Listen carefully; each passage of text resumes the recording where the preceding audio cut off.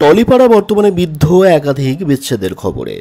একদিকে যেমন উঠে এসছে যিশু এবং নীলাঞ্জনার মধ্যেকার দূরত্বের খবর, যে দূরত্বের খবর আমাদের সকলকে স্তম্ভিত করে দিয়েছে।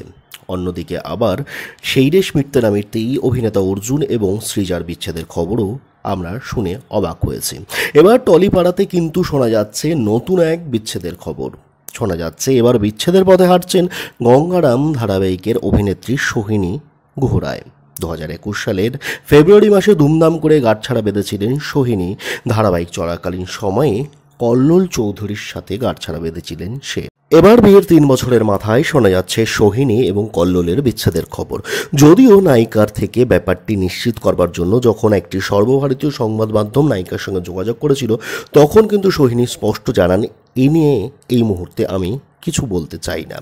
বলতে পারেন আমার পক্ষে কথা বলা সম্ভব নয়। যদিও এর আগে দুজনের বিচ্ছেদের খবর শোনা গেছিল আরও একবার। তখন অবশ্য অভিনেত্রী জানিয়েছিলেন ডিভোর্স যে হচ্ছে না সেটা হলফ করে বলতে পারি। তবে অভিনেত্রী কিন্তু এবার আগের বারের মতো কোনো স্পষ্ট উত্তর দেননি। ইতিমধ্যেই কিন্তু তিনি নিজের সামাজিক মাধ্যম থেকে অভিনেত্রী অর্থাৎ সোহিনী গুহরায় কিন্তু আনফলো করে দিয়েছেন তার স্বামী কল্লোল চৌধুরীকে। উড়িয়ে দিয়েছেন বেশ কিছু ভালোবাসার মুহূর্তের ছবি দুজনের।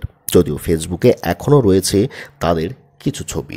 এছাড়া এবারের জন্মদিনেও সোহিনীকে দেখা যায়নি কল্লোলের সঙ্গে, বা সোহিনীর জন্মদিনের পার্টিতে উপস্থিত ছিলেন না স্বামী কল্লোলও।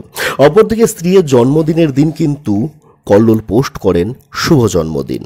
তিনি অবশ্য সরিও লিখেছেন। ব্যাপারগুলো যেদিকে এগোচ্ছে তাতে বিষয়টিকে যে পুরোপুরি জল্পনা বলে একবারে উড়িয়ে দেওয়া যায় সেটাও কিন্তু বলতে পারা যাচ্ছে না। তবে এটুকু বলতেই হবে যে পূর্ববর্তী জল্পনার মতো যেন এটিও জল্পনা হয়, কেননা কোনো সম্পর্কের বিচ্ছেদই ঠিক নয়।